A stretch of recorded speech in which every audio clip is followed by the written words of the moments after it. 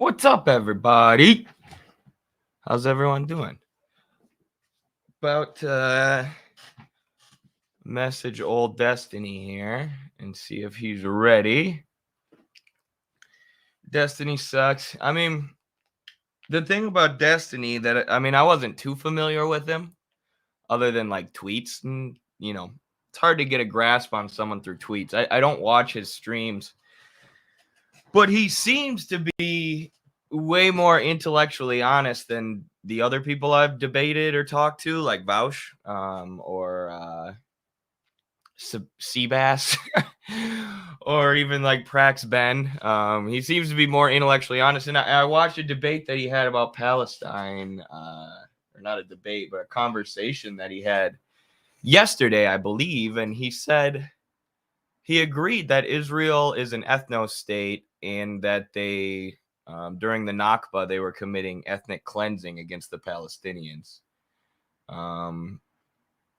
So our contention was over whether or not Israel is expansionist. So I have a hard time believing that he's going to say Israel's an ethno state that's committing ethnic cleansing, and then deny that they're expansionist. I don't know. Maybe he will. I'm excited to find out, though. And I'm excited to have this conversation because he seems like a much easier guy to talk to than like a Vaush.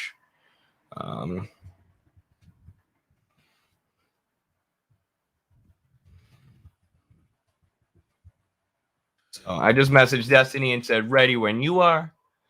At a rally for Palestine right now, but we'll watch later. Yeah, I figured I know a bunch of our audience is at that rally in Washington, D.C. or on their way out there. So solidarity, obviously that's more important than watching my conversation with Destiny. So solidarity with everyone busing into Washington, D.C. Or going to that rally. Got Future Homestead saying they're going. Sebastian's on his way.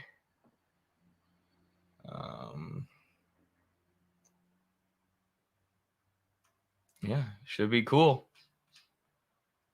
Should be cool. There was an article on People's Dispatch basically just explaining that this is supposed to be the largest Palestinian solidarity rally in history. Where is it? Okay, I got like 2 minutes. 2 minutes, and we'll chat with Destiny. Whoops, didn't mean to do that. Whatever. There's a People's Dispatch article saying it was the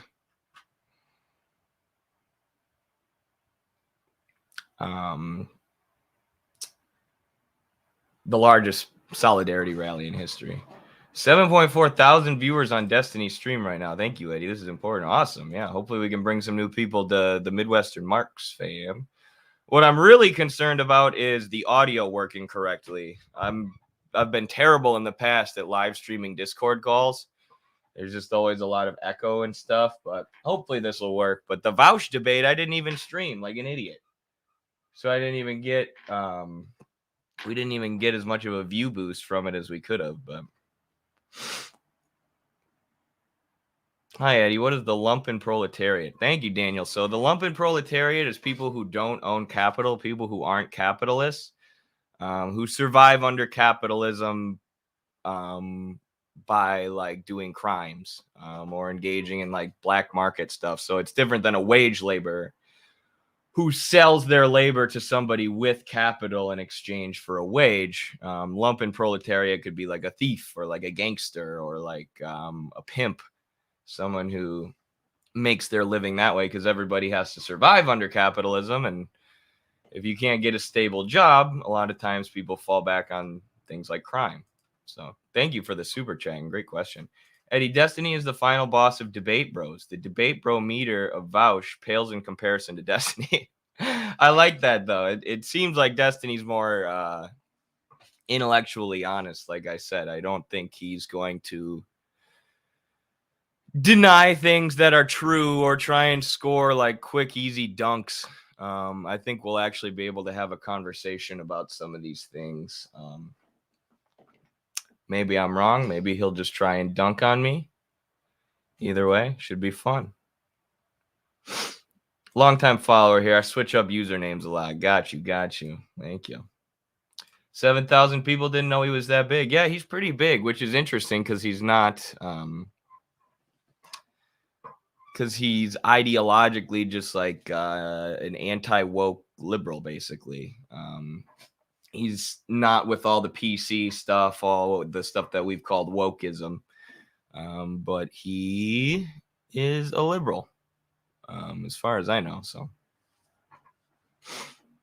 Destiny's going to demand sources for everything you claim. That's good. I got a few. I mean, that's what I mean, though. That when I saw him talk about Palestine, with this this Israeli girl, this anti-Zionist Israeli girl, a lot of what they did was just looking through sources and trying to get to the truth of the matter and checking each other's sources and stuff like that, which I see as more productive than like a screaming match or a dunking match. So if he asks for sources, I'll gladly share them. I also got Marxism and the National Question right here, by our boy Stalin.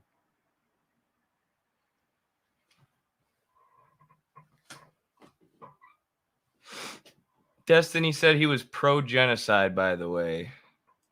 Did he really?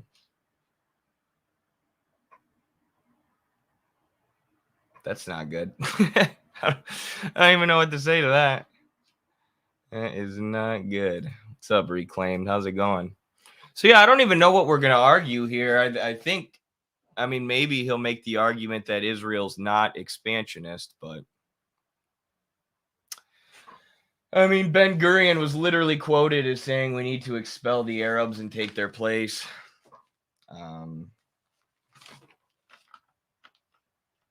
There's so many examples of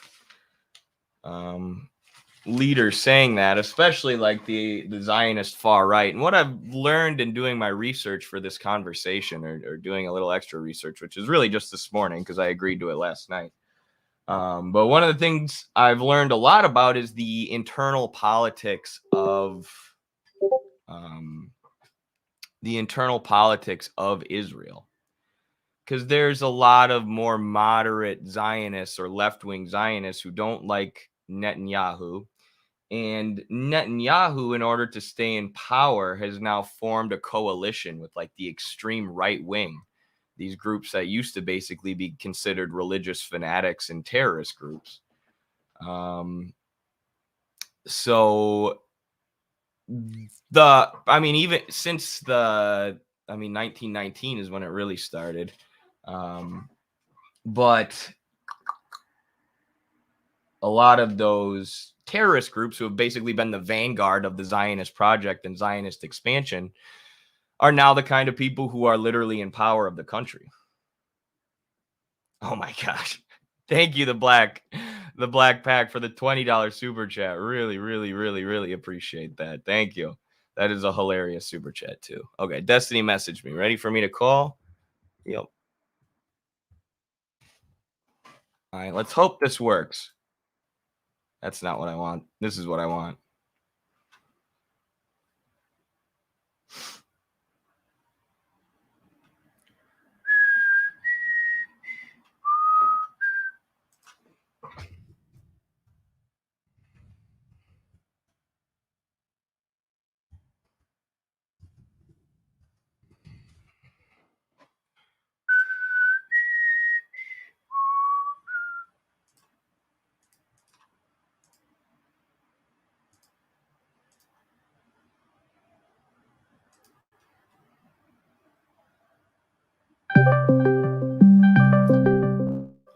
Do I join a video call or do I do audio?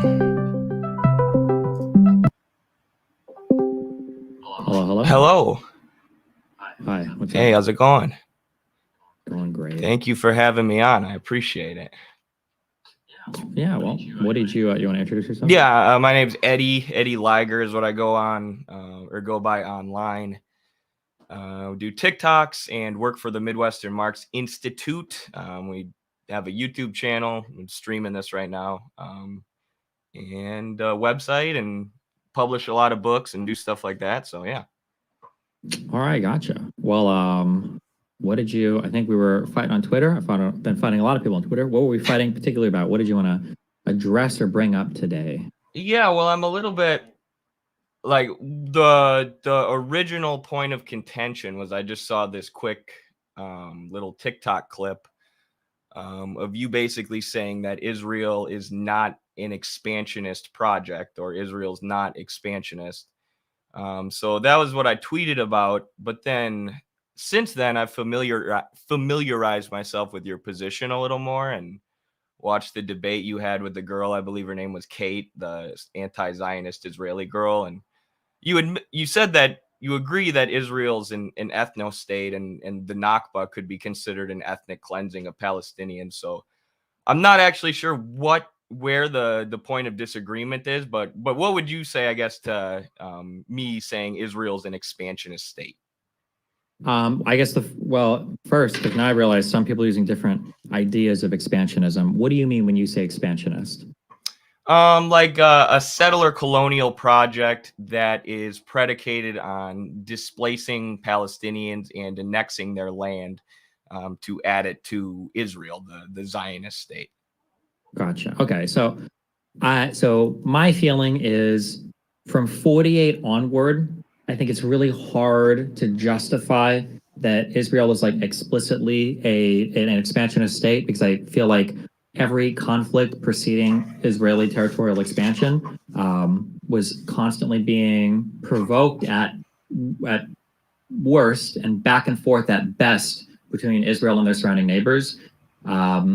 I would agree that, like, for instance, like settler camps in the West Bank within the armistice, I would say that's expansionism. If you consider that within their militarily controlled territory, or I guess controlled territory, is being expansionist. But yeah, I think I would reject broadly that there's strong evidence that Israel was like expansionist since 48.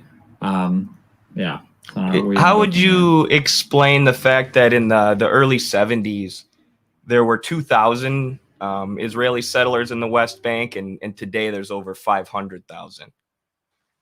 Well, that would have to be that because settler expansions have continued in the West Bank. But if you want to talk early 70s, if we're going to say that Israel was like a settler expansionist place, how would you explain that almost 5,000 settlers were removed from the Sinai Peninsula when the territory was given back to Egypt when the peace treaty was signed in 76?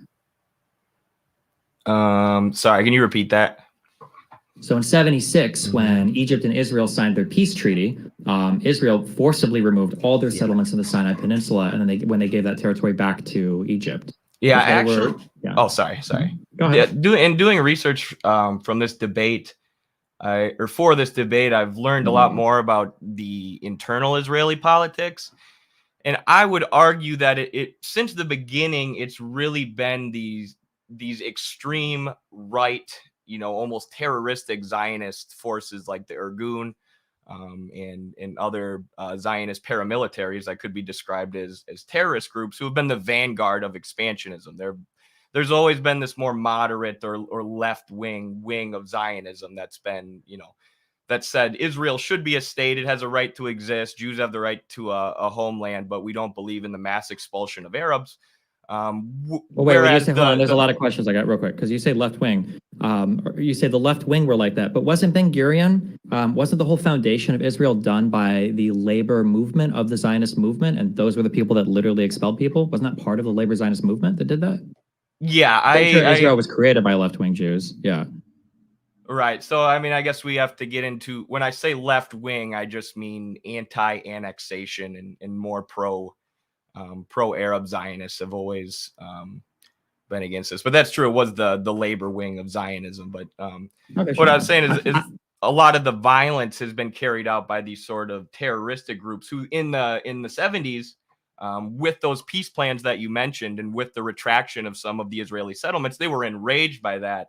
And it really radicalized a lot of Israeli society to the point where nowadays it's Netanyahu, partly out of political necessity, has had to form a coalition with these people who were formerly considered extremists, and those are the people who are now basically calling the shots in the Israeli government. Sure, but like let's back up a little bit. You for the first thing that you gave me, you mentioned that since the 70s, the settler camps in the West Bank have expanded, which I agree they have. I also agree that that's wrong. But if Israel is just a settler colonial expansionist project, why did they give back the Sinai Peninsula to Egypt as part of the peace treaty, and why did they destroy all the settlements in the Sinai before they did it? Like, why wouldn't they use their settlements to say that, well, no, look, we've got settlers here, we want to hold on to this territory. We're a settler expansionist project. I think it was an effort to make peace with the Arab countries and try and avoid a giant war between the Israelis and the Arab countries and the Arab Palestinians. And like I said, there were factions, Zionist factions, who said, yes, Israel has a right to exist, but we want to avoid a giant war here. We want to avoid the blatant expulsion of Palestinians and annexation of Palestinians. So at that time, I would say there was a more moderate government that's since been replaced by the far right, who was radicalized by those pieces. Sure, I understand what you're saying. Okay, so, but like I feel like, so one, you just said that they were willing to trade the land for peace, which makes it sound like if you're willing to make peace with Israel, then there'll be peace and they'll move the settlers away, number one. And then number two, you mentioned them being like a little bit more peaceful back then. I don't know 100% that's true, but that peace treaty that happened between Israel and Egypt, the prime minister of Egypt at the time was, I don't know how to pronounce his first name, Menachem or whatever, Begin. That guy was literally the leader of the Irgun, who was like the more militaristic terrorist pre-48, 1/3 of like the early Israeli Defense Force, right? So it seems like even with that guy who I think you would agree, because you mentioned the Irgun as being like the terrorist group, even that guy who used to be the leader when he was prime minister, when Egypt wanted to make peace, he was like, oh, fuck it, we'll get back this land, we have a peace agreement, we'll destroy the settler camps, we bring them all back, and then boom. So I'm just curious in your mind, like, how do you reconcile? Because if you just say, well, it's because Egypt wanted peace, then couldn't I just use the argument like, oh, well, listen, if all the Arab countries wanted peace, then peace would be had? Yeah, I think they all wanted peace at the time. I think, like I said, there were factions in Israeli society that wanted peace. There were the Arab countries wanted to bring an end to the fighting and the annexation of Palestinian land and have some of that land returned. But since then, that's what radicalized a lot of the far-right settlers whose ideology is really akin to neo-Nazism and a lot of... Hold on. Far-right settlers have nothing to do with neo-Nazis. I don't know where that came from. You said Arab countries wanted to bring an end to the fighting. When? In the 70s, when they signed those peace accords. Okay. Wait, hold on. Okay. So... because they needed peace at that time because they were threatened by Egypt, because the 1973 war showed that the Arab forces were powerful and that they were a legitimate threat to the Israeli state. So they basically needed to sign a peace agreement with them or back off on the expansion and settler colonialism. Sure. If the Arab countries wanted peace with Israel at that point, why did they suspend Egypt from the Arab League for 10 years after Sadat signed the peace agreement with Israel? Sadat, who would, by the way, later go on to be assassinated by somebody that opposed those peace deals. True. I shouldn't have said all the Arab countries. I should have said Egypt. Obviously, there were other Arab countries and, of course, factions within those countries who were anti-Zionist still. Okay. Sadat, and by the way, Sadat was viewed as a traitor for that by a lot of people within Egypt for agreeing and the Arab world. Doesn't that kind of speak more strongly to the pro-Zionist narrative that the Arab world, the entire Arab world, was united in seeing Israel as an enemy? So much so that having a peace. I mean, why wouldn't they see Israel as an enemy after the Nakba and the continued expansion of Israel's borders? So I can understand being upset at the Nakba. That's arguably fair. I think it's arguably fair. But then at that point, what you're telling me and I kind of agree with you, I think, but I don't know if you agree with the argument you're making. The pro-Zionist narrative is that after 48, the entire Arab world wanted to destroy Israel, and that was Israel's justification for how they fought with the rest of the Arab world.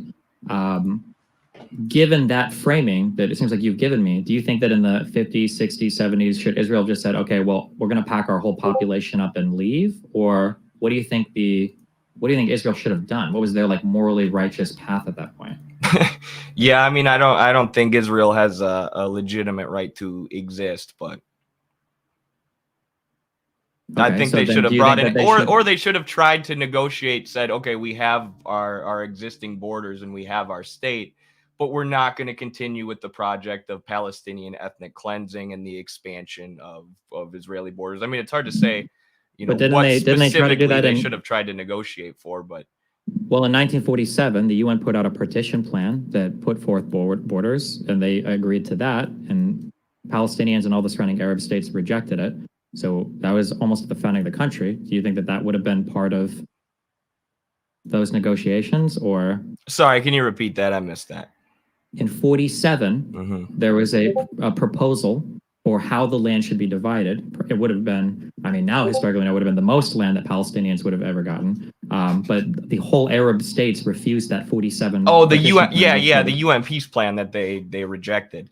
I mean, the Palestinians had no say in creating that UN plan. They had no seat at the table. It was just textbook colonialism, and well before 1947, the Irgun and other Zionist extremist groups had already been committing massacres and engaging in this project of settler colonialism and pushing Palestinians off their land. So there was no reason for Palestinians to accept that or believe that Israel's expansion would stop if they did accept that.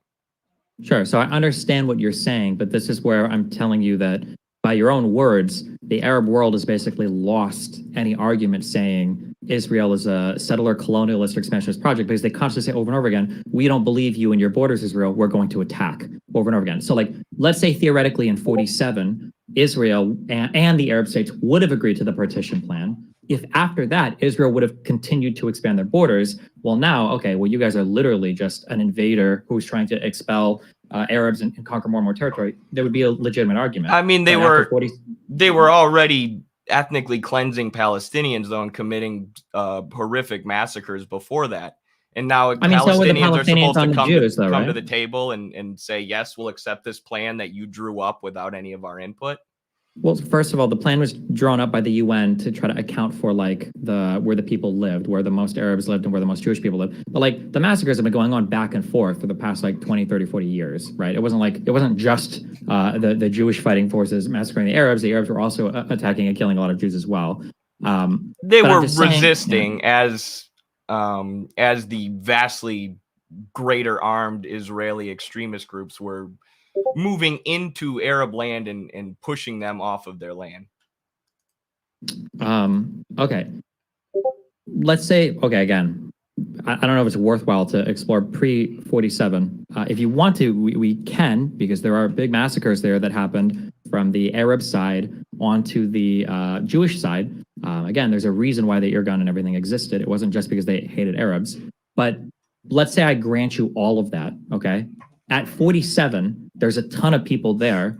What was, and they were like, okay, well, we're here now, we're settled here now. They're willing to form a nation where 45% of the population would be Palestinian Arabs. And they said that they would do that. But all the other surrounding Arab countries didn't want that. And then they all go to war with Israel. Like at that point, from 47 onwards, how do you call it a settler colonial project when it's just all the Arab countries attacking them over and over again? Because I don't agree that it was just the Arab countries attacking them over and over again. I mean, if you pull up the human cost of the these statistics don't go that far back, but the British were funding the import of the Zionists who were ethnically cleansing the Palestinians. So I think it's a little bit ridiculous to tell the Palestinians, as these European Jews are moving into their land, killing them and then taking their land, that one, you're not allowed to fight back at all. You're not allowed to resist. And two, you have to accept this UN plan that you had no say in. I mean, that what Israel was doing was textbook expansionism. And you can say oh, the Palestinians fought back and the Palestinians committed massacres. Okay, that was still Palestine, and a lot of and almost all the Zionists were coming over from Europe and settling on Arab land. So it's the Arabs who are being pushed off of their land and massacred. So they have no the onus isn't on them to just accept the plan proposed by the Western powers. And I Sure. mean, So to be clear, there wasn't like this, I don't believe there was this huge ethnic cleansing pre-47. The Nakba refers to the ethnic cleansing that happened post-Israel War of Independence, right? So I don't know if there's the same strong argument that they were just fighting back from invaders. I mean, you could argue that any Jewish people immigrating there, they might felt were invaders. I mean, but as early as 1919 was when the British started funding what did they call it? It was like the Zionist Coalition or something. But that was 1919 when Zionists started going and surveilling the area and started moving in. And groups like the Irgun, who again are just extreme right terrorist groups, were extremely active throughout the 30s and 40s as settlements were increasing, and Palestinians absolutely were being pushed off their land prior to 1948, which is why, I mean, there were so many settlers there already when they did actually draw up the borders and make Israel a thing. Sure, but I mean, this is in response also to attacks on Jewish people, right? Like you mentioned that the Irgun gets more active. They moved into Arab land and took the people's homes and pushed them off their homes in response to attacks against Jewish people, or are you saying in response to all the anti-Semitism that was in Europe at the time? We're not even talking about anti-Semitism. I'm just saying that like in I think the most famous one was at the end of the 20s. There was the big Hebron massacre that killed, I think, like 50 or 60 Jewish people. I don't even know how many Jewish people were in this area. We read this at one point in time. Right, but that's Europeans in Palestinian land. So how does that disprove that Israel is expansionist? If there are attacks by Palestinians, I'm not saying that. Listen, I think that if you want to make the strongest argument for Jewish invading of like the Middle East, I think that pre-47, I think there's an interesting discussion to be had there. Or I would like slightly favor the Arab claims that you've got Europeans coming and settling part of our land. I think that there's an argument to be had there, okay? But we're not in 100 years ago, right? So right, but it's only continued. I mean, like I said, in the West Bank. That's what I'm trying to say. Post 47, what is the example? After Israel is declared a nation, once Israel has a state, what are the examples, or how are we making the argument that they're a expansionist country after 47? The amount of land that they seized in the 1967 war, the increasing of 2,000 Israeli settlers in the West Bank to 500,000, which, I mean, is ongoing. There's a lot of people who call what is happening now an ongoing Nakba, because the settlements and the demolitions of homes, which is how Israel expands, that's why we call it a settler colonial project, have continued since 1948. And I mean, this has been the plan all along. This has been the ideology of Zionism all along. We move in here, we sure, I understand. I understand that. I understand the statement of like it's been the plan all along, but number one, I don't know how we account then for Israel giving so much land back in 78 and them destroying so many settlements in 78. And I don't know how we can blame Israel for the 67 taking of territory when it was all of the other Arab countries that were at war with them in these territories. I mean, I would argue that Israel started the 1967 war, and we can get into that later if you want. But what is the argument that they started the 1967 war? Because Israel's not just this. Like I said earlier, Israel's not just this like godly being that can do whatever it wanted. There was a Palestinian refugee crisis at the time, and all of this resistance towards the Zionist project. So they basically had to roll it back a little bit, which then radicalized the far right, so the Zionist project could continue to expand later on.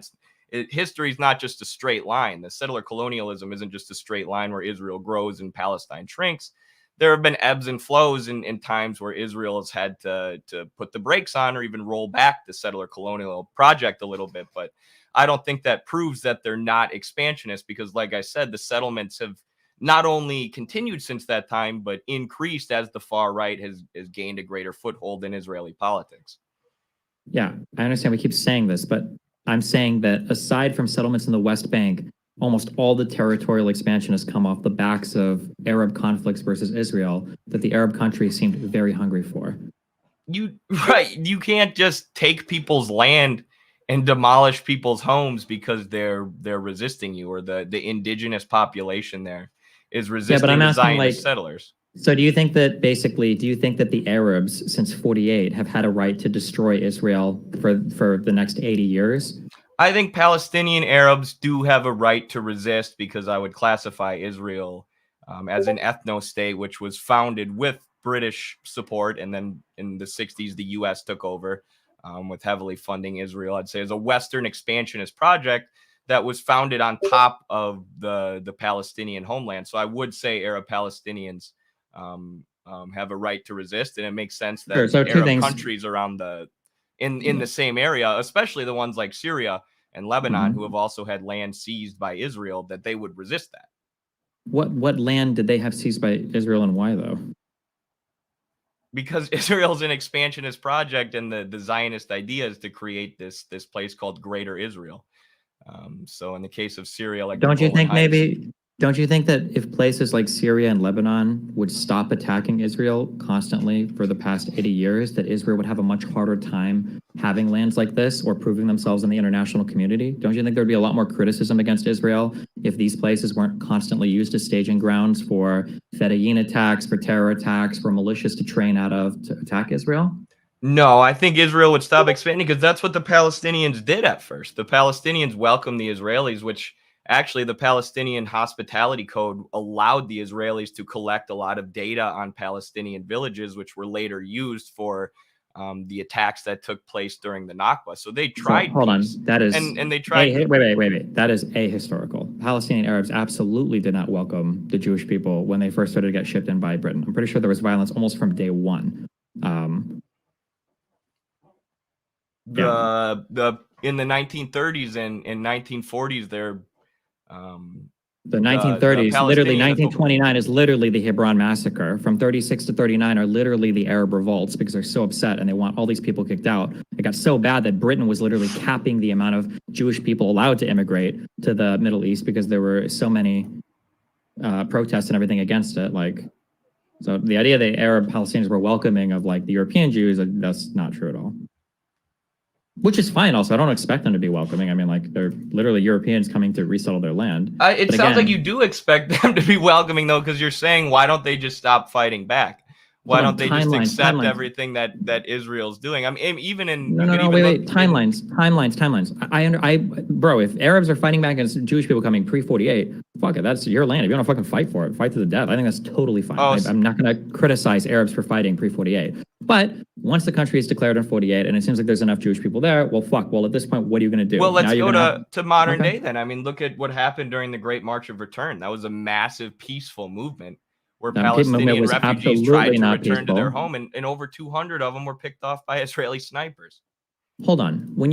I'm sorry, could you explain when you said tried to return to their home? What do you mean by that? Well, what they did was they just walked up to the Israel-Gaza border, Okay. and they formed these mass demonstrations, and over 200 of them were killed. But the idea was, Well, we are trapped in an open air prison because mhm. 75% of people living in Gaza are people who have been pushed out of their villages, their rightful homeland. So they staged these demonstrations where they went near the Gaza Israel border, which were entirely, well, I shouldn't say entirely peaceful, because there were certain groups Molotov who were doing. cocktails, there were rocks, there were Right, they threw incendiary rocks at fire the balloons. snipers, so Israel's Not just justified in rocks. shooting Hold on. 200 of them. Not just rocks. It was also incendiary balloons. It was also Molotov cocktails. It wasn't just rocks. But And look at the amount of people who were murdered by the Israeli forces during those demonstrations compared to the amount of Israelis who were killed. I'm showing it on my screen right now, but yeah, I mean, I would expect the IDF is a lot more armed and capable, sure. But I don't know why like right. the So what are number the killed on Palestinians each. supposed to do in terms of resistance then? And The of course, you're Palestinians, what they always gonna, even if you try and state something peaceful, you're always gonna have, sections in your society who want to make it violent, especially if you're talking about people who have been colonized for 70 years now. well, we're not talking about sections of your society. We're talking about Hamas as the ruling force along with Islamic Jihad in the Gaza Strip. This isn't just a section, right? It's literally the ruling government for almost 20 years in this. Right, but strip of land, Hamas right? was part of one of the organizations that helped organize funded? those protests, and Oh. we're calling for them to be peaceful. I mean, And of course, whether Israel's that's always true or going to say, not. "Oh, they threw rocks at us. We had to kill 200 of them." I Wait, mean, that's you what they keep do saying every through time. rocks. You do acknowledge the incendiary balloons and the Molotov cocktails, right? I don't know why you keep saying I just don't know. I throw haven't rocks. read about that, but I did read that during the March of Return, the vast majority of protests were peaceful, but there were some incidences of violence. So I didn't look into what those were exactly, but Okay, yeah, but when you say the vast majority were peaceful, how many people? Do you know how many people were involved in these protests? lots. Sure. That my understanding is I need to go check, but I think it was like over 10,000, right? So Yeah, they were if the huge. vast majority were peaceful, which I think I might even agree with, that might be true, but it's not like the IDF didn't kill 5,000 people, right? No, they killed 200. So Sure. what's the So when you cutoff? How say, many people are you allowed to kill? How many peaceful protesters are you allowed to kill well, before you it tell becomes me, a if bad there were thing? Molotov cocktails and there were incendiary balloons, if 10,000 people protested, I mean, like, what percentage of them were violent? What percentage of them do you expect to get shot? I don't know. You tell me. I don't know. The source that I read said they were largely peaceful with a few instances of violence, which of course were picked up by the Zionists and the Zionist media, who then said, we had to kill 200 of them. They used that as justification for the crackdown on the protesters. Sure. So obviously, what I'm saying is they're going to embellish, negative things that Hamas or the Palestinians did. Sure, I agree with that. And I'm pretty sure there's actually a UN report that I think looks at every single shot person. And I think the UN says that there was only one person that truly posed a security threat at the end of those shootings. So the other 230 whatever people were probably not justified. Gotcha. That's your Steelman version of arguing against the IDF there. But to say that it was a completely peaceful protest or they just walked up to the wall and did nothing is absolutely not true. That's not even remotely true of how that march went. Right. That's why I didn't say that. I said the vast majority of them were peaceful with some cases of violence, which were greatly embellished by the Israeli state. Okay, possibly. Yeah, we're not closer. You asked me what I think a solution would be on the Palestinian side. I can give you what I think a solution is, but first I'm curious, what do you think the solution is? It's hard.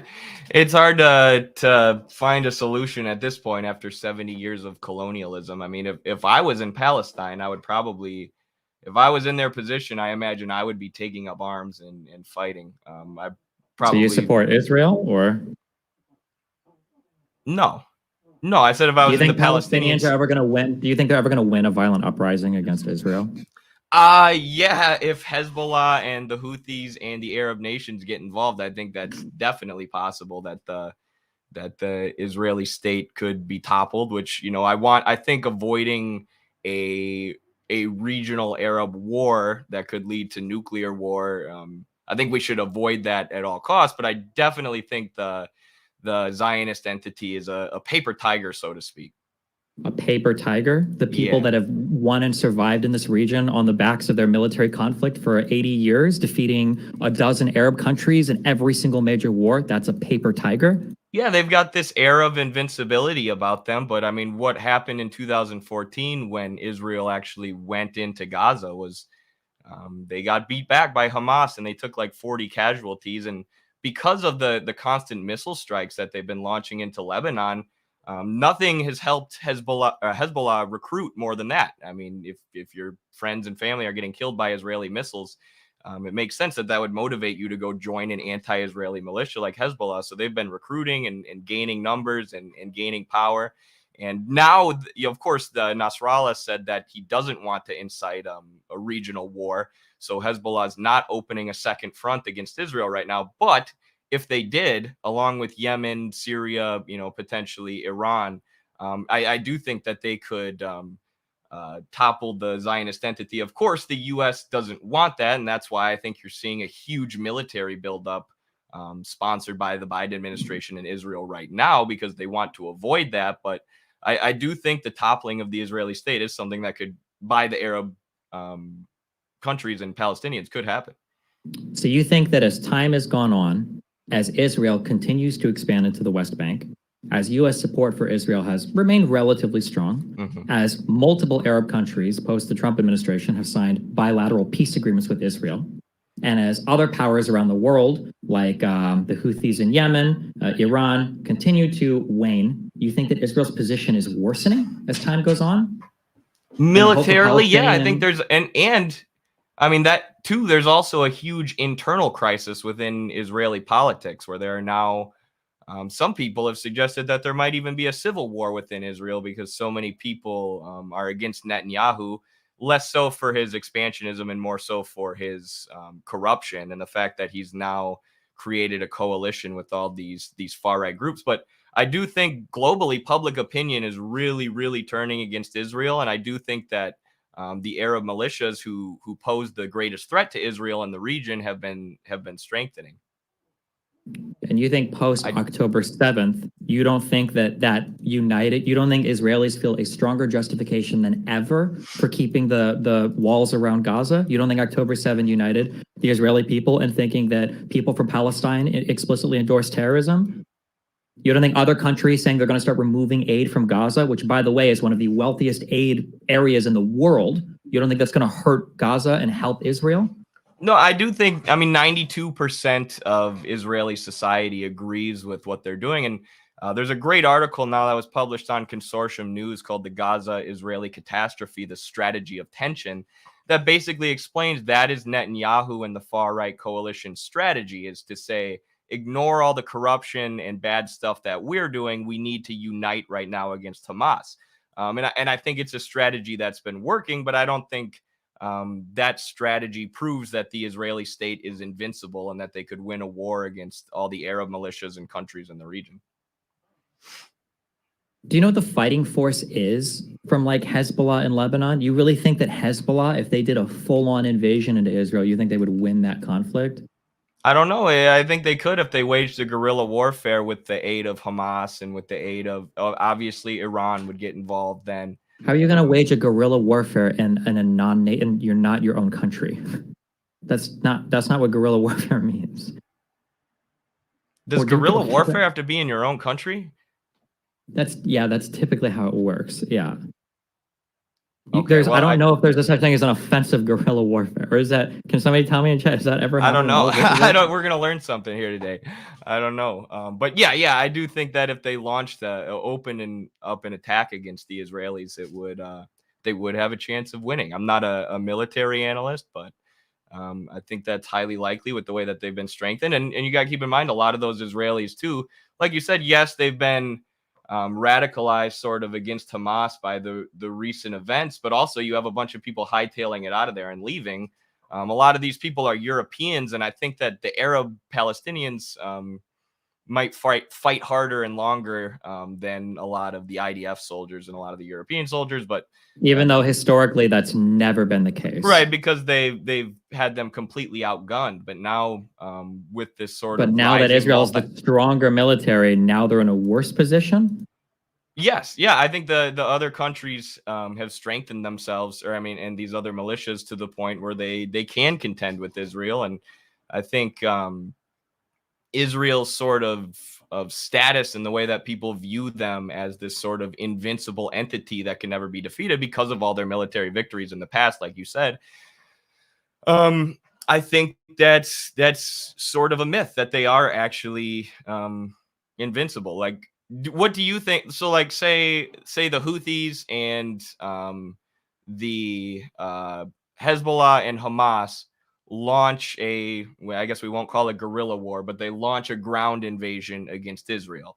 And I say guerrilla war like urban warfare, like they're fighting in the streets. You think that Israel would just be able to squash that and move on very quickly? I don't know if it'd be very quickly, but I think Israel would crush them. That would be my understanding.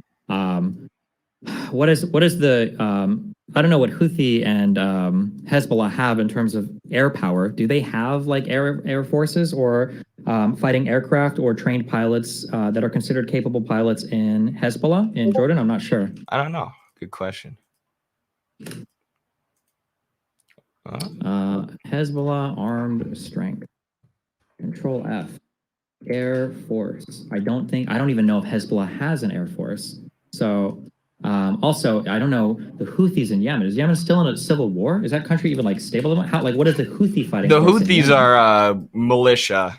They're not the government, but yeah, the country's in not a So great. do the Houthis have it? So not a they great probably don't have state. any aircraft, right? And what is Yemen going to be traveling through through Saudi Arabia to fight with Israel? Is that? Do you think? Well, is right Saudi now Arabia they're going just to be? right now they're just launching rockets, but yeah, I mean that's why I say guerrilla warfare, because if they did do it, they would wage a sort of asymmetrical urban warfare against the Israelis, which is something that the Israelis have never faced. They've won a lot of short wars that with the overwhelming power that's been handed to them by the British and the United Hold on. States. Overwhelming But power they've was never never fought handed to Israel. Wait, real quick. overwhelming power handed at to the Israel. time. But if the Wait, Arab not even at the countries time. Wait, were at to what time? wage When an was? asymmetrical sort of guerrilla war against Israel, I think it's very likely that Israel loses. Wait, when did you think overwhelming power was handed to Israel? I just mean the U.S. and British funding of Israel that allows When them was to the have US? much more powerful weapons than the Palestinians. When was the U.S. and Britain funding Israel that allowed them to have much more powerful weapons than the Arab world? Oh, you should look up what's it called? Hold on, I have it here in my notes. Look up the something concrete. The cement incident. So Israel or Britain was shipping, and maybe it was actually Belgium, but European countries were funding Zionist settlers, and they got caught shipping weapons into Israel to arm up the Zionist settlers in the 40s, I believe, because there was what they thought was a cement package, and it burst open, and a bunch of guns and ammunition found out, and they found out that they were arming up these. Hold on. The Wait. Europeans were arming up these Yeah. Israeli paramilitaries, and then in the 60s, Wait, Britain also sponsored one thing at a time. One thing at a time. The cement incident, okay, was not Britain giving them weapons. Those weapons were smuggled into. Where did they didn't they come from? Belgium? Maybe I misunderstood it.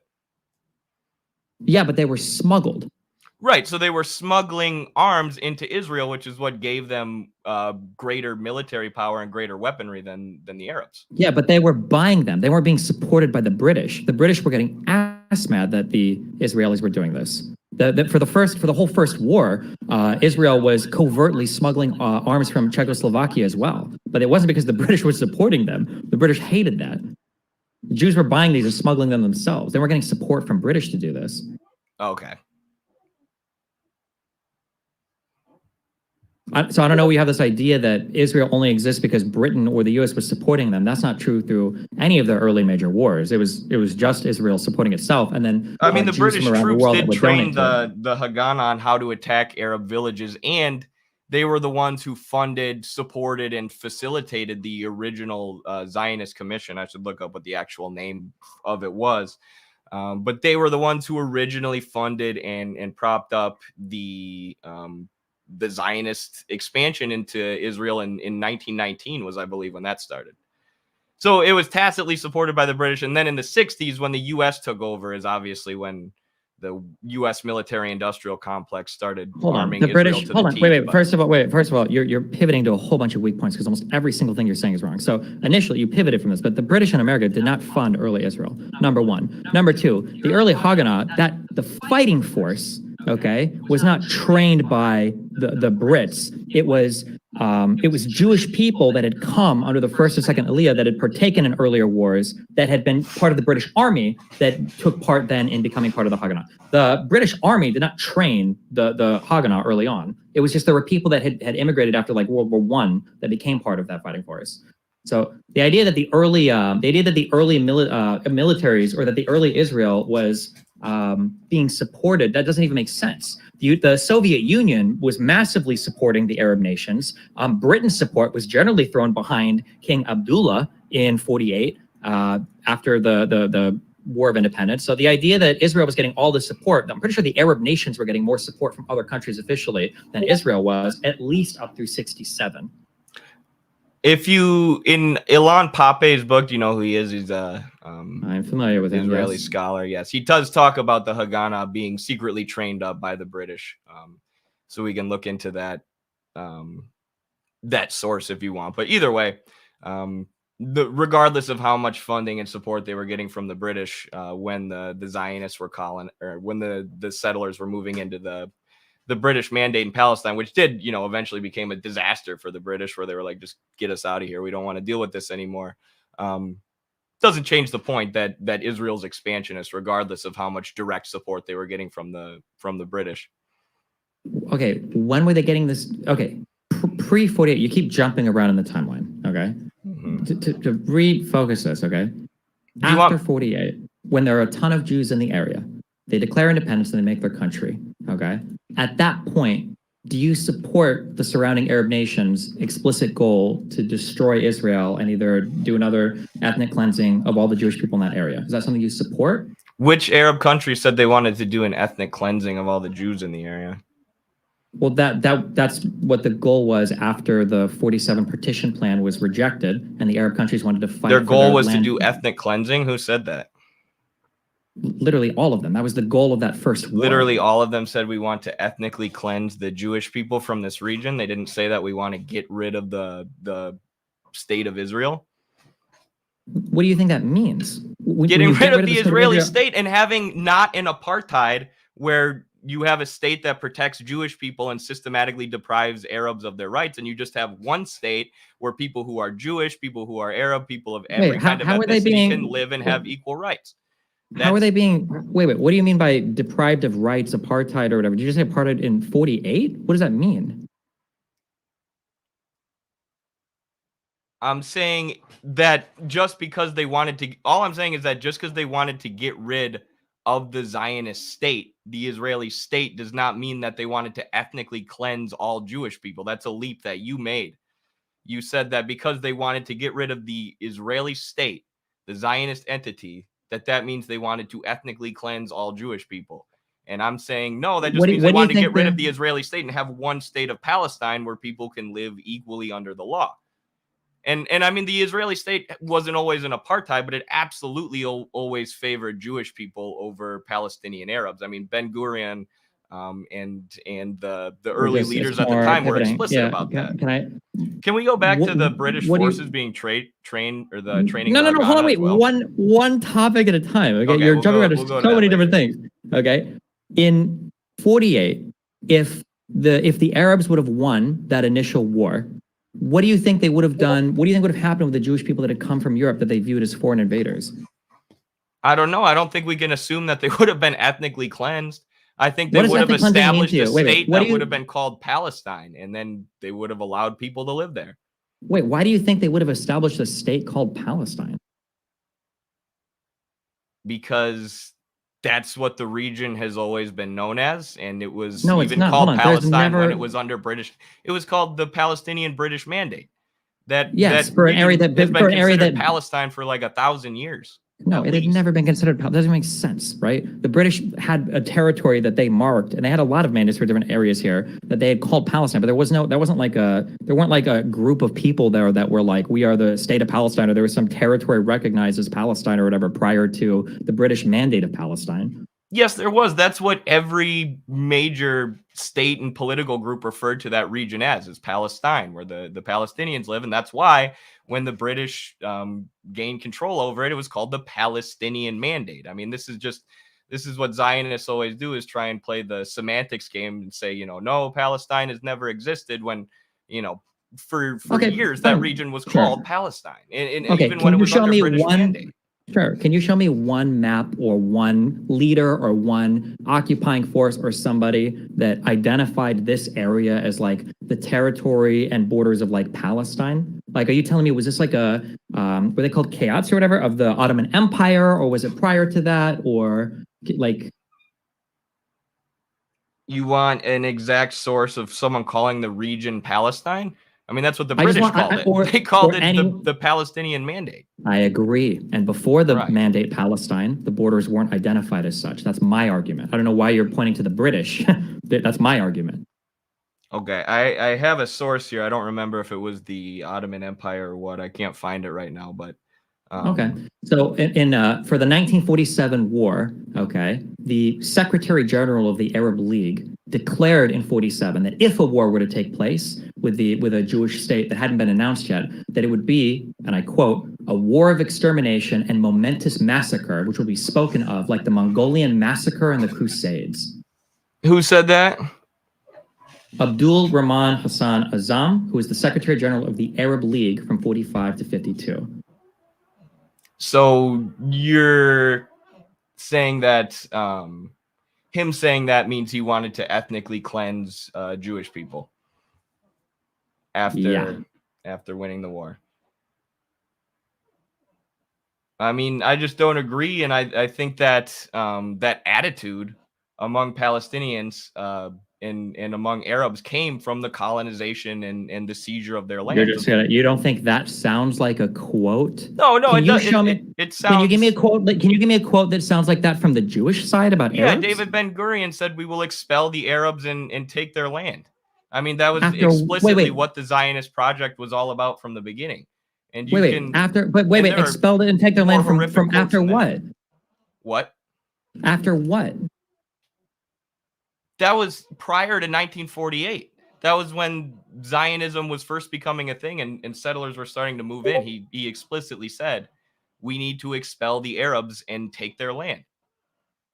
And the difference between what the Arab League leader said and what Israel said is the Zionists actually did it. The Zionists actually did start massacring Palestinians and seizing all of their land and ethnically cleansing them, which you've agreed to. If that was the case, then why is it if they wanted to do this, if they wanted to expel the Arab people from the land, why did they agree to the 1947 partition plan? Sorry, why is it that in the founding? Why did they agree to the 47 partition plan? Why did Israel in the initial Declaration of Independence invite Arab people to stay in Israel? Because there was a huge seizure of land for them that founded the state of Israel. Why would they disagree to that?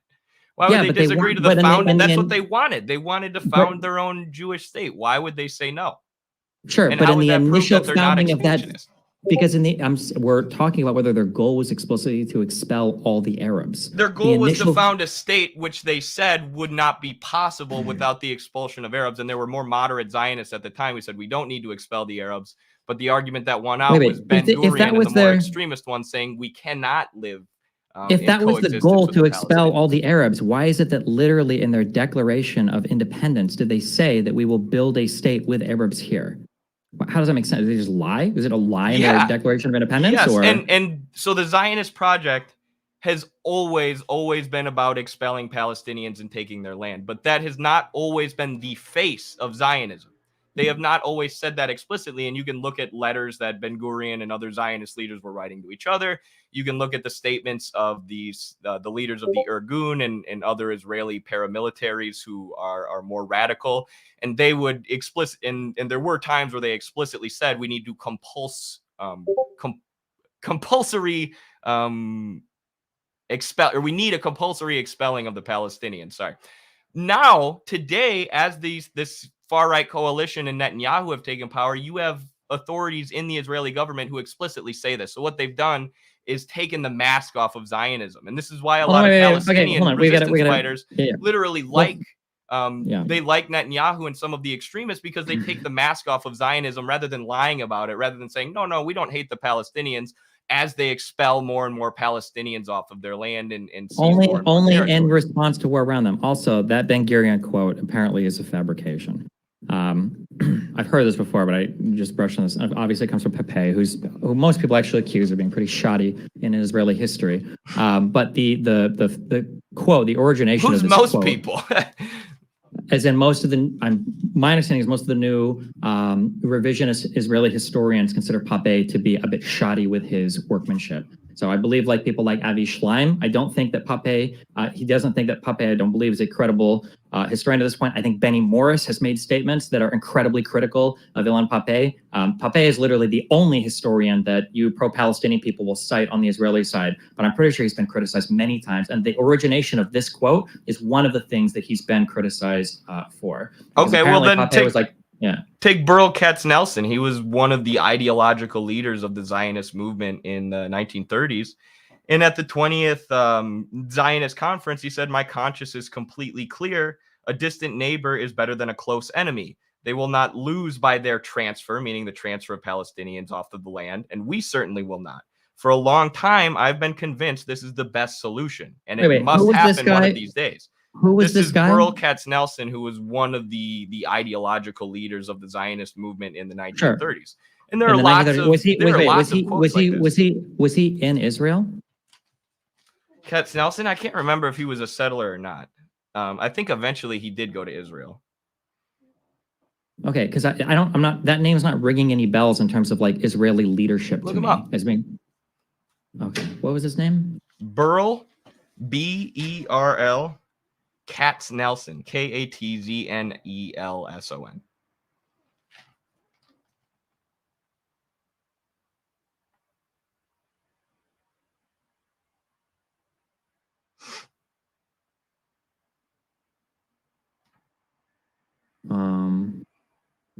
His wiki is like 5 paragraphs long, so I don't think he was Okay, even a part of the 48. He's not famous enough to take government. serious. Well, I'm looking for statements or actions from leaders or the country of Israel to try to see like what the beliefs were. Okay, of the how country at about the time. Zev Jabotinsky, who died in 1940 and was one of the founders of the Irgun, who said it's utterly impossible to obtain voluntary consent of Arab Palestinians. Look, historically, colonization can't be carried out with the consent of a colonizing people. So that was Jabotinsky arguing against the more moderate Zionists, saying, explicitly saying that Israel is a colonialist project and arguing to them, we cannot have the Palestinians won't voluntarily leave. We need to force them to leave. In what year did he say this? It would have been probably the 1930s. What do you mean probably? Do we even know? I don't know the exact date of the quote, no, but that quote is very genocidal and explicitly in favor of expelling Palestinians. And you asked me to produce quotes and Zionist leaders who have explicitly argued for annexing Palestinian territory, and he does. Yeah, to be clear, I haven't asked you to produce quotes. I'm asking for like a comprehensive understanding of the region at this time period to give me examples of this happening, not one-off quotes. If we wanted to play like one-off quote games, I can give you a ton of pro-Arab quotes by like Ben Gurion, who was like the first. That's what you did. You gave a one-off quote of a Palestinian leader and said, "Can you give me any examples of Israeli leaders saying something similar?" And that's what I did. No, hold on. I'm sorry. I didn't give you. No. I didn't just give you a one-off quote. I gave you the quote after explaining the actions of all the Arab countries in that region.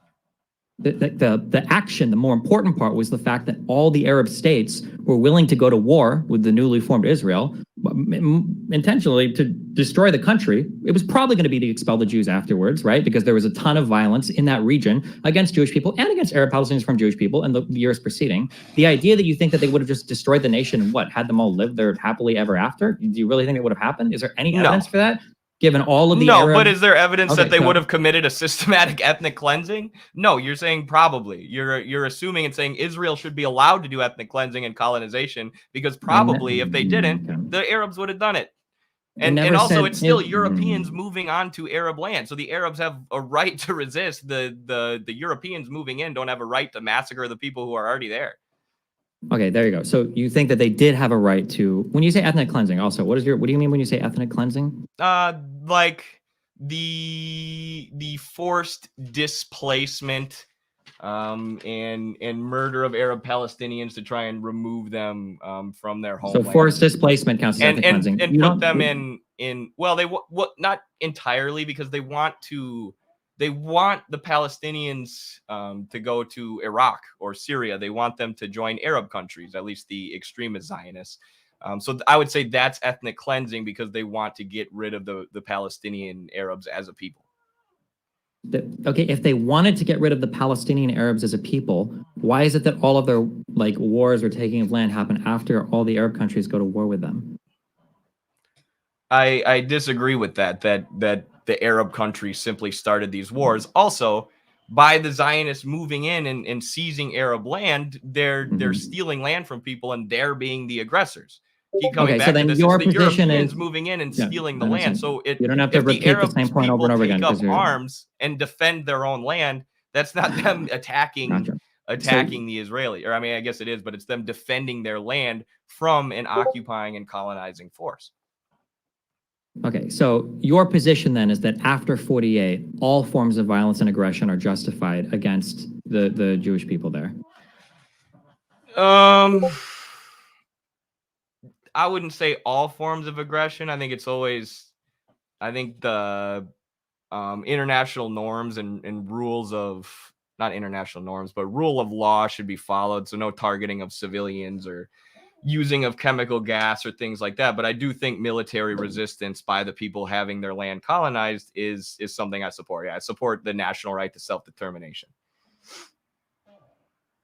Okay, I don't know what you just said. Do you think that post 48, do you think that all the surrounding Arab countries have had like an indefinite justification for the destruction of the country of Israel? Yeah, that's Palestinian land that Israel was founded on top of. I think they have a right to resist the state of Israel, especially because the expansionism and the settler colonialism never stopped. So it's a continued seizure of more and more land and the pushing of people out of their villages and their homes that they lived in for hundreds of years. And yeah, I do think they have a right to resist that. And 75% of people in Gaza are people who have been pushed off their homes. And I think they have a right to resist that and return to their original home, their original village. Yeah. Which, okay, I mean, so it's, sorry, you go ahead. I talk too much. Would you say then that like October 7th was an example of like positive resistance against an occupying force? I mean, positive is hard to say because it's obviously a tragedy. And when you have hundreds of civilians being killed, but I think it was that the Palestinians are justified in taking military action against their occupiers, and I think the reason that Hamas is so popular in Gaza is because of the devastation that Israel's been inflicting on them. I mean, one child was being killed per day before any of this popped off. In Gaza, obviously, over 90% of the water is undrinkable. There's an economic blockade. It's a horrific situation. And yeah, I do think military action is justified. I think that they should avoid, like I said, follow the rule of law and try to not target civilians and only target military installations. But yeah, I do think a military action by the colonized people is justified. So do you think that targeting civilians is a war crime? The deliberate targeting of civilians. I'm not that up to date on international law, but I assume it'd be considered a war crime. So do you think Hamas committed a war crime on October 7th? To the extent that they targeted civilians, I would say that was a war crime. Yeah. There's a lot of evidence now that a lot of the civilians were killed by Israeli forces, and IDF was ironically using basically human shields, setting up positions behind Israeli civilians. Sure. To be clear, there's absolutely no evidence of that, aside from some TikTok videos claiming as much. If you have any, I'd love to see it. Okay. Secondly, would you then consider that all of the Qassam rockets that have been steadily pouring out of the Gaza Strip that are targeting civilian villages near the Gaza Strip, do you think that those have been bad actions by Hamas since 2007? Or 2005? To the extent that they target civilians, and obviously it's hard to say because they're basically fighting with jerry-rigged fireworks, but yeah, I think they have the right to fire rockets at military installations for sure. And they don't fire at military installations. If you look at the amount, again, if you look at the amount of deaths inflicted by the Israelis compared to the Palestinians, it's not even close. So to hyper focus on the Palestinians firing rockets when Israel's killing one kid per day with U.S. funded missiles on a regular basis, I mean, it's a response to that. It's a response to the colonialism. And no, it's not good. No, I don't look at it and say, oh, this is fucking awesome. Look, Hamas is launching rockets. No, but it's an inevitable response to the fact that they've had their land stolen and plundered and had their children massacred for so long now. You think it's an inevitable response that you have to send rockets for 15 years from a region of people that don't have water to drink? You think that's a good way to advocate for the people in Gaza?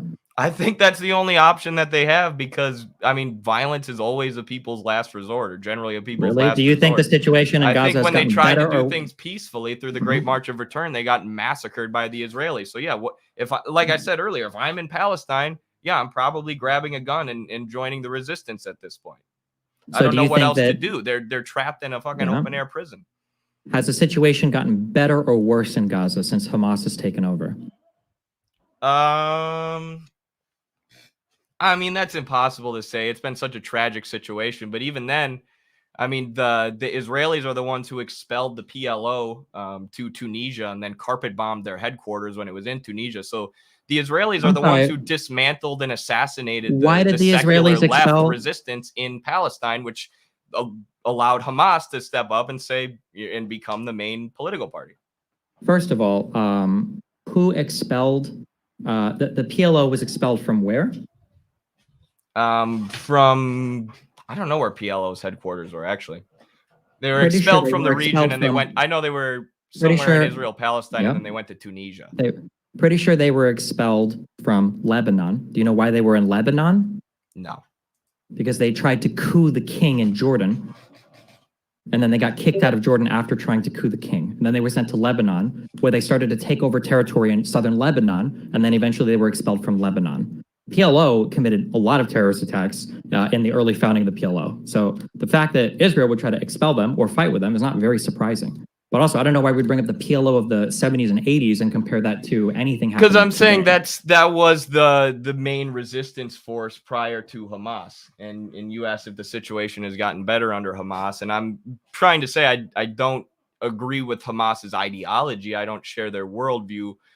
But I view Hamas as a response to the Israeli aggression. The reason that Palestinians were so eager, or not Palestinians in general, but Gazans were so eager to vote for Hamas is because Hamas was actually willing to do something. Hamas was actually willing to take up arms. And at this point, in this desperate situation that a lot of Gazans are in, that's what they're looking for, is a fighting force who will take on the Israeli state. So I think, whether or not Hamas has put them in a better situation or not is sort of irrelevant, because the situation that they're put in is an open air prison and apartheid and a blockade enforced by Israel. You can keep repeating Hamas the is same just the points group over and that over the again. people have chosen to resist that. I know the TikTok videos and the Twitter talking points, but it's not getting us any. I don't know how you think any of this is moving. Why is it, none of this is coming from Twitter? I read all morning to prepare for this debate, books and stuff. It's not all from TikTok, I promise. You read books this morning, multiple books? How quickly do you read? I'm that good. I have a super processor of a brain. No, I'm just saying literally none of the arguments I've given you so far have been arguments that I got from a TikTok or Twitter. I'm just saying that repeating the talking points of apartheid and open air prison doesn't. That's not talking points. It's true. They don't get you any closer. They don't get you any closer to. They don't get you any. Amnesty International said it's an apartheid. It's not a Twitter. And how is that? How is that helping for the Palestinian people right now? How's what? How does apartheid? Yeah, is that helping anything right now? Yes. Look at how public opinion has turned against the Israelis. The largest Palestine Solidarity March in history is taking place in Washington, D.C. right now. Part of the by a bunch of white people that don't know or give a fuck about the region. You think they're going to care a month from now? Because what do you think is going to hurt more? The fact that Palestinian fucking Marxist 19-year-old white kids are marching in the West? Or the fact that now a lot of countries are starting to pull funding from Gaza or the Palestinian Authority, period, because of the terror attacks that came from Gaza on October 7th? What do you think is going to help or hurt more? A lot of countries have suspended diplomatic relations with Israel, too. The main countries who are backing up Israel right now are the U.S. and their peons, their allies in West Europe. I'm pretty sure this is massively turning public opinion against Israel, and that is a bad thing for Israel because that will strengthen Arab militias in the Middle East, and that will strengthen resistance in the U.S. to the U.S.'s endless funding and military buildup of Israel. Gotcha. Will we actually be able to get our government to do anything about it? I don't know. That's why I'm a communist and I support overthrowing the government. Gotcha. So there aren't the idea that all these major countries are cutting diplomatic relations off is not true. Countries like Saudi Arabia are even more interested in exploring a normalization of relations. Other Arab countries have, especially post-Abraham Accords, have explored normalizing relations with Israel. The Palestinians are finding themselves increasingly cut off from Arab supporters and the rest of the Arab world. And now you've got people like you on the internet advocating for more fighting, more death, more killing. None of this is going to serve the Palestinian people. There's no shot that a violent uprising topples the Israeli state. I just don't understand, aside from a LARP, like nothing that you're advocating for realistically is going to help the Palestinian people in 5 or 10 years from now, ever. Massive uprising against Israel and the turning of public opinion against Israel and the strengthening of anti-Israel militias is good for it. I mean, how can you argue that any of what's going on right now is good for Israel? The only part that's good for them is it allows them to push forward their plan to expel 2 million Palestinians to the Sinai Desert. But I mean, to say that public opinion is on the side of the Israelis right now is absurd. From who? In America, public opinion has dramatically shifted in favor of Israel after post the October 7th attacks. You're just wrong on that. I don't know where you get that. Look at the most recent UN vote to condemn Israel. It was like, who the fuck cares about a UN vote to condemn Israel? What does that have to do with anything? Look at the fact that Germany was talking about pulling all their funding from Israel. I mean, I don't know if they have any globally done polls, but if you looked at global polls, I guarantee you the vast majority of people would be against Israel's actions in the Gaza Strip right now. Okay, so you think that a UN condemnation vote or whatever, or a UN resolution, you think that's reflective of the opinions of people around countries around the world? That's the reflection of their governments and their government leaders' opinion, which in some cases, depending on how democratic that country is a reflection of the people's opinion. The UN voting to condemn Israel is definitely a sign of public opinion. Yeah.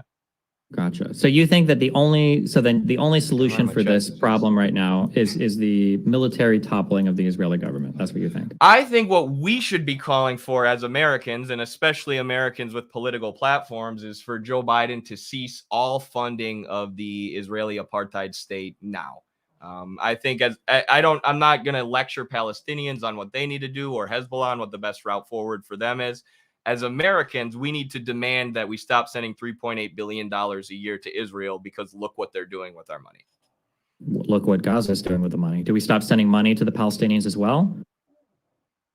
We're not giving the Palestinians nearly as much money as we're giving Israel, and we're giving the Palestinians humanitarian aid. We're giving Israel weapons sold to them by American weapons contractors. So it's a very different thing. We don't give weapons to Hamas because it's a literal terrorist group. That is true. Right, but we're arming up Israel. So to say that aid to Palestine and aid to Israel is the same thing is not true. I didn't say it was the same thing, but I'm pretty sure we're also like the largest contributor of aid to Palestine as well. Should we just cut off all aid to that region? No, we should cut off any funding of the Israeli state, because it is an apartheid state and it's doing a genocide. And we should end all arms sales. We should keep funding Gaza that launches rockets indiscriminately. We should keep giving humanitarian aid to Gaza, because we're not giving them weapons. We're not giving them weapons. We're not arming them. Humanitarian aid. What humanitarian aid? How much of this is co-opted by Hamas and is just used for terrorist attacks? How is it that a region that constantly says is running out of food and fuel never runs out of supplies for rockets? How is this happening? Something is obviously fundamentally broken in this area. We can't just say that, like, oh, well, if Israel just plays nice, everything's going to get better. That's clearly not true. I don't even think you believe that. No, like I said at the very beginning of this conversation, at this point, finding a solution is going to be extremely difficult and extremely messy. But what the U.S. can do is stop people like you are advocating for unrealistic solutions. You're not advocating for a realistic solution. Right, and I'm telling you, my solution as an American who lives in America is for the American government that I pay taxes to stop funding the Israeli state and stop buying the missiles that they're dropping on. That doesn't solve anything. What is the solution there? 15 minutes. What do we think is the solution for the problem? How does this problem get solved? How does it look better for Palestinians going forward? Probably through just give them political rights. Just let them out of Gaza and give them political rights. If you do that, the majority of people in the region will be Arab, and the state of Israel, as it currently exists, as an ethno-state, will cease to exist. If you give Arabs in that region their basic human rights, political rights, then and this is John Mearsheimer, an American political scientist who made this point, as many other people have.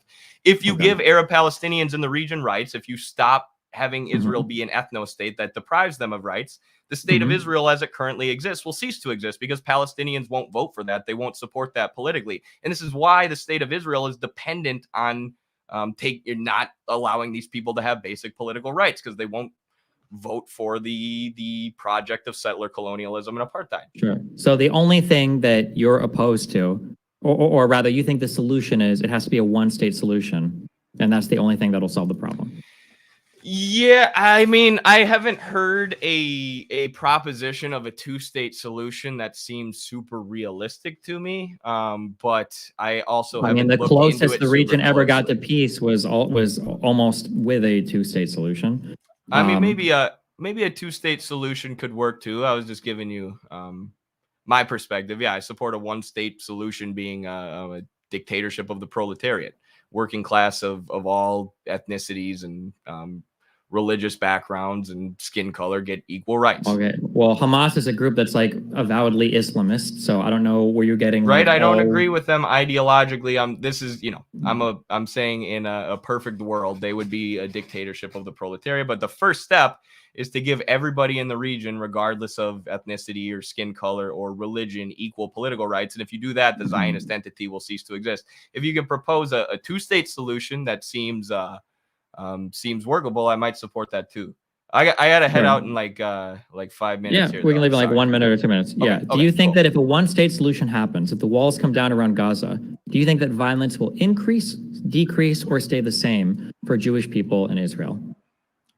If the walls came down tomorrow, I mean, I don't think that's how it would play out. That's how the end of the apartheid would play out. But I mean, yeah, if you just took away the walls right now, they'd probably just fight each other.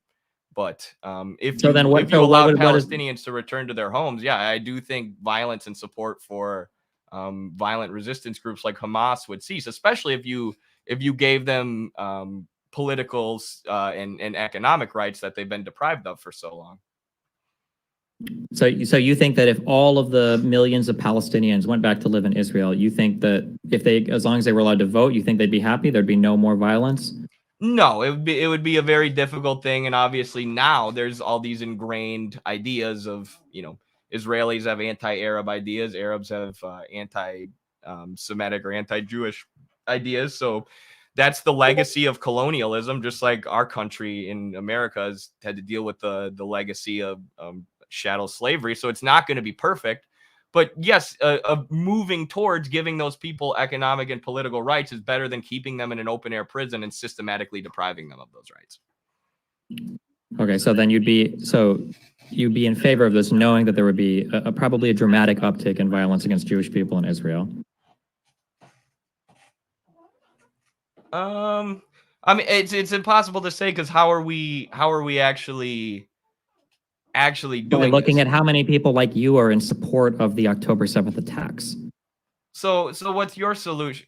What's your solution to simply just keep these people in an open air prison and keep them under a state of apartheid? No, I would say there should probably be a two-state solution that's negotiated. So how should that work? There's several countries that probably need to come to the table. Probably has to be Israel, probably has to be Jordan, probably has to be Iran, probably has to be Syria, and then there needs to be some independent mediator, whether that's the United States, whether that's China, somebody that can ideally advocate on behalf of Israel's interests, and then a peace agreement needs to be made with these countries, and then clear borders need to be delineated for the Palestinians and the Israeli people to live under. Sorry, last question. What would the Palestinian borders look like under a two-state solution? Because obviously you have Gaza and the West Bank that are, in different places. So what would their borders look like? Prior to state solutions, there was a suggestion on the Israeli side of building an overground train system and an overground highway system that would connect the Gaza Strip and the West Bank with each other. Well, yeah, I don't know. If someone proposed that, maybe I would support it. Gotcha. Do you still stand by the statement that the Palestinian resistance fighters get you fired up and that they're a courageous and powerful group of people? Hell yeah. Shout out to the Palestinians. They've been fighting for when I was at wrestling practice today, I was getting tired, and I thought of the Palestinians who have no water, who have no food, who have been deprived of everything, who are born into an open air prison, a concentration camp. Those that open air prison that has more humanitarian aid flowing into it than almost any other region in the world. It's really sad that the leadership there co-opts almost all of it. The IDF, even Mossad, said that the conditions in Gaza are completely unlivable. I mean, that's Yeah, nice didn't that they? there's a lot of aid goes Why in did that they say keeps the that people those conditions were alive. They're livable? still in a Maybe if they concentration spent more camp. time building houses and less time building tunnels, maybe the conditions in Gaza would look significantly different. Yeah, Maybe. it's all their fault for sure. It's all the Well, they Palestinians' definitely fault. It don't do has themselves nothing to do any with the felons, economic blockade. It has nothing to do with the blockade, the fact that they're constantly having missiles dropped on them, or the fact that Israel doesn't Constantly allow having missiles dropped on them. Are you talking about Israel and you getting missiles or they dropped on it don't, from? and the fact that Israel doesn't allow construction materials into Gaza. It has nothing to do with that. It's all the Gazan people because they're just a bunch of Arabs who don't know how to build stuff. All they know how to do is bomb. Sound like Ben Who says Shapiro. Arabs that don't know how to build stuff and all they do is bomb? Who said that? There's plenty of thriving Arab countries that are surrounding Israel. Right, you were trying to blame the Arab Palestinians for their economic conditions, as if those conditions haven't been imposed on them by colonizers. I don't think Israel imposed the conditions that Gaza needs to be controlled by a terrorist group that co-ops all the funds for terrorist activities. No. Are you telling me that that's an inevitability, that Arab people are just naturally drawn to terrorism? Are you telling me that that's the only way that they're drawn to resistance when you colonize them and steal their homeland, like anybody ever. Like every group of people who's ever been colonized throughout history have eventually taken up arms and resisted that occupation. I think that's what's going on in Gaza right now. But either way, I really appreciate you for having me on your show, and I appreciate this discussion. I think you're a more intellectually honest person than any of the other people I've debated, so I appreciate the conversation. Gotcha. Well, I hope at some point you learned literally anything about this region, and maybe your opinions will look less retarded, but given that you have Marxists in your profile, it's probably never going to happen. So, okay. I should have asked if his wife is around. Dude, Destiny's wife is hot. That's the one thing he's got going for him. What'd you guys think of that? You like it? You like it? That was fun. He was mad. He was big mad. He ended with I ended with thank you for this conversation. Thank you for allowing me to come on your platform. He's like, you don't know anything. You're retarded. Okay, Destiny. Wow, ad hom, typical Destiny. You know, that's kind of the thing I respect about the guy, though. Like he doesn't do the PC culture stuff. He's a lib, but he's not the most insufferable type of lib. Bro, you've gotten so good. You did well. Thank you. Glad to hear that. He's a smart guy. I knew he would be. You know, I knew he would be articulate and try and set some traps. I didn't know it would devolve into a debate. I thought it would be more of a conversation. But I was giving him too much credit. When I heard his opinions on that other stream, I was giving him too much credit. He's really, really more pro-Zionist than I was hoping, but because you're a Marxist, so hopeless, blah, blah, blah, yeah. Just wait, folks. Just wait till socialism and Marxism continue to gain popularity, because I was right and Destiny was wrong. Public opinion is turning against Israel. Public opinion is turning against the empire. Public opinion is turning against capitalism and capitalist imperialism, and Marxism is going to be the future, and liberalism will be the past. So, and history will show that. Did a good job, Eddie. Thank you. Like the Cope Olympics in here. Yeah, that's what Vouch's fans kept saying. I'll just be like, I thought that debate went well. I thought I brought up some good points. You know, this part could have been a little better. And people are like, Cope, you're coping so hard. Okay, I guess. Why is he such a lib Ben Shapiro? I don't know. That's kind of his MO. Let me go through these super chats here. Great work, Midwestern Marks. Thank you, Meme Boy. Thank you very much. Appreciate you for the $20 super chat. All of our Institute's funding comes from you, the viewers. We have no outside sources of funding, so it all comes from you, and that's why we're the Institute by the people and for the people. People still supporting apartheid in 2023 is crazy. Yeah, but to Ziga, it's difficult to end apartheid because the Palestinians and the Jewish people in Israel don't like each other right now. So we just have to accept apartheid and let it last forever. Or we have to support some pie in the sky two-state solution. Yeah. Israel's as real as... Oh, yeah, I already answered that. Well, I got to get going soon, folks. That's what happens when you not read and just eat propaganda. Yeah, but all those books that I read, like Ilan Pape, they're all wrong, because Destiny said so. That's funny that he accused me of getting my arguments from TikTok and Twitter. Like, dude, I don't even spend that much. I spend almost no time on TikTok other than making videos. And I spend no time on Twitter. And all morning before wrestling practice at 12, I was reading. All morning I was reading. So yeah, shout out to the RTSG, the research collective. Hold on, I should do this before I go. I do got to get going here, but they helped me out with my research this morning. RTSG, I believe they're called.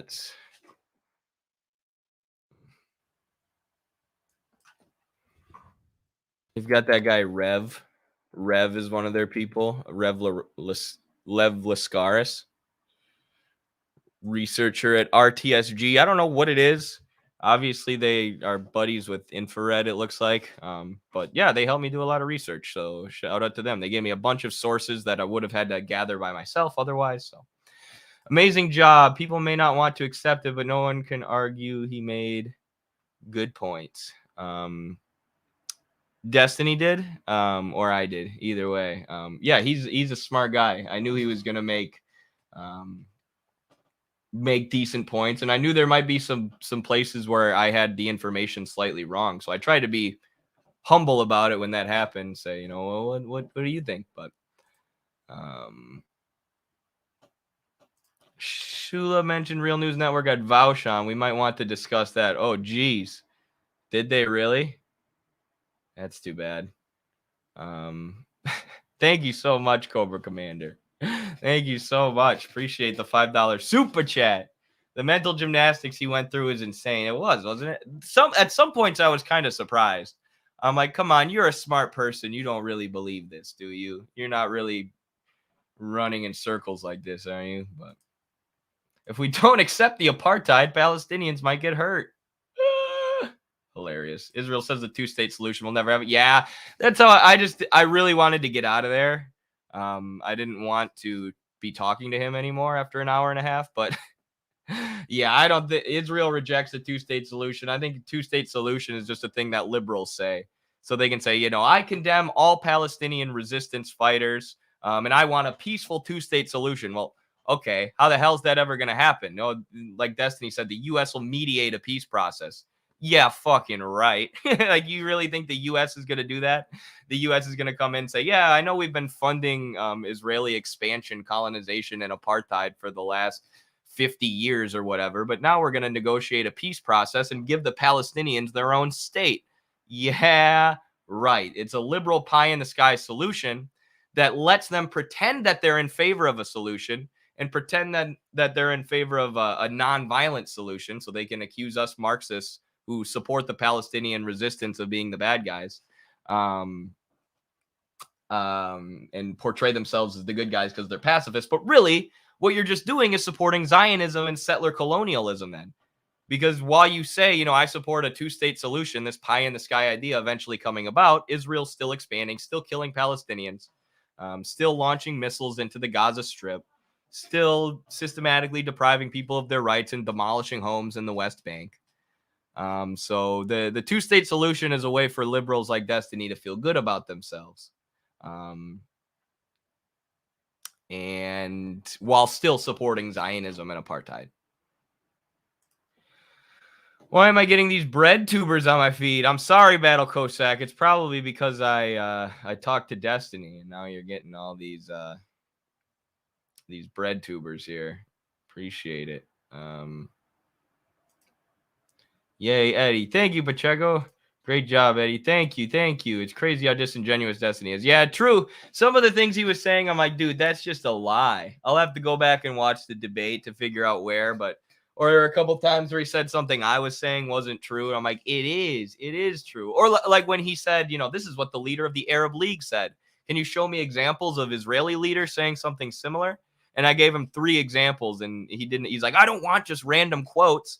I'm like, motherfucker, you literally just asked me for random quotes, and I gave you random quotes. You said, I don't want random quotes.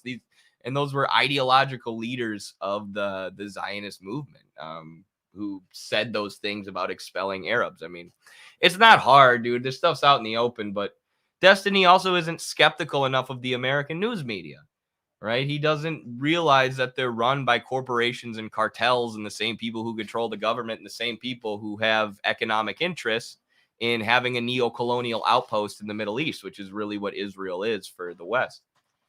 Great job, Eddie. It's a shame that he ended the convo in that manner and dipped. I'm sure a lot of his supporters picked up on that. Thank you, Pop Satch. Yeah, I don't know. I'm not made maybe or designed for this like internet streamer world. They're all so snarky. They're all kind of mean. Like, I know we had our political disagreements, right? We had our disagreements in the conversation, but I was still able to end the conversation by like saying thank you. Thank you for having me on your platform. Thank you for the discussion. And he ends it like literally like, dude, like a kid, like a second grader who's pissed off. You don't know anything about the conflict, you stupid Marxist. All right, guy. My Midwest sensibilities, it just doesn't make sense to me. I'm like, why don't you treat people with decency and respect? So thank you so much for the $20 super chat, though, Pop Satch. Thank you for all of these super chats coming in. Israel definitely wouldn't bomb the train. Yeah, that part was hilarious. We'll just build a train connecting Gaza and the West Bank. Like, dude, this is why we need to send Destiny to Gaza so he can see what the situation actually is. Go to Gaza and start telling the people, hey, guys, stop supporting Hamas. Hamas is mean. Hamas uses violence. What we're going to do is build a train connecting this and the West Bank. And Israel will still exist. And yes, they might be killing one Palestinian every day. And now they're killing one Palestinian every 15 minutes. And yes, they've been doing this for 70 years. But we're going to be friends now. And we're each going to have our own state. And Israel's definitely not going to attack our state. And they're definitely not going to attack the train that we built connecting the two Palestinian regions. Like, it's so convoluted and stupid. And it's just naivety about what the Israeli state is. It's naivety about what the Zionist project is. Like, go ahead, build a train connecting West Bank to Gaza. See how fast the Zionists blow it up. Gifted. Thank you, Daziga. Appreciate the Midwestern Marks membership. Agree with you, Eddie. Great job. Thank you. Hopefully we get a little boost from this. Naive about the adult world? Maybe I am. Did he seriously suggest that? Yeah. So I asked him, like, what would a two-state solution look like? And then this was when I was trying to leave. Like, what does a two-state solution look like? And he's like, well, Gaza would have, be part of it, and the West Bank would be part of it, and then you could build a train and a highway connecting the two. That was the solution to ending the apartheid. Bruh, and as if the Palestinian Authority isn't already corrupt and already, controlled by Israel. It's the Palestinian Authority was created to basically give Palestinians political control or give them a state. And it's completely corrupt. It's just a piece of shit. It's basically Palestinian compradors. It's Palestinian rich people who agree with everything that Israel does. That's what the Palestinian Authority is. So it would work just like that. Work scheduled me on a day I requested off, so I'm calling in the next 3 days. Nice, Cobra. Don't get fired. Shout out to the Destiny followers still around. Yeah, I didn't know how many of them existed still, but okay. He's naive about everything. Yes, he is, very much so. I think he still argues that we have democracy in America too. I heard him argue in that conversation with Emma Vigeland and Vosh that politicians respond to the populace, respond to the people, which there's thousands and thousands, hundreds of thousands of people in Washington, D.C. right now, the largest Palestinian solidarity march in history. A lot of our audience is there. So if it was true that politicians respond to the people, like Destiny said, then that would be a good thing. That would pressure Biden or put some pressure on him. But of course, politicians are actually controlled by corporate lobbyists. They're actually controlled by the economic ruling class and their corporate donors. Destiny basically said at one point in this debate that those dying Palestinian children better check their privilege. He also said that he doesn't believe in democracy. Well, there you go. Well, that was fun, everybody. Thank you for tuning in. I had a blast. I was not looking forward to that. I freaking hate debates. They're not fun. You have to prepare for them. It's like preparing for a wrestling match. Dude, sorry, last thing before I leave. It was so funny when he asked me if the Palestinians still get me fired up, the Palestinian resistance fighters. And I was like, hell yes. I was thinking about them at wrestling practice just now. Actually, I know what we should play. Before I leave. Aprovecho para condenar de nuevo desde el fondo de mi alma y de mis vísceras al Estado de Israel. Maldito sea Estado de Israel. Maldito sea terroristas y asesinos. Y viva el pueblo palestino. Pueblo heroico, pueblo bueno. You're damn right the Palestinians get me fired up, Destiny. You're damn right they do. And so does Hugo Chavez. Free Palestine from the river to the sea. Thank you all. Patreon.com/MidwesternMarks. We'll see you next time.